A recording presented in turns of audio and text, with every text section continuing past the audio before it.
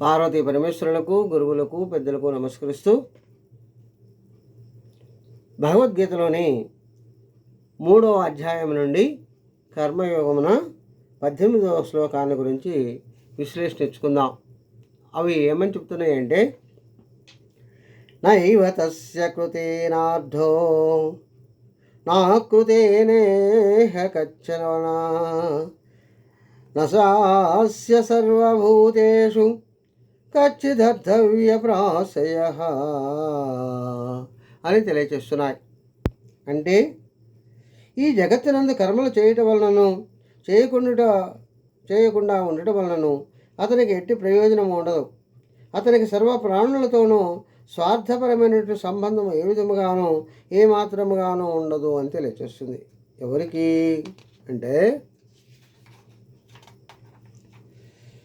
మనుషులకు పరమశ్రేయస్కరమైన పరమాత్మ ప్రాప్తి కలుగునంత వరకు స్వధర్మ పాలన అనగా వర్ణాశ్రమ ధర్మములను అనుసరించి విహిత కర్మానుష్ఠానమును నిస్వార్థ భావముతో చేయుట అవశ్య కర్తవ్యము.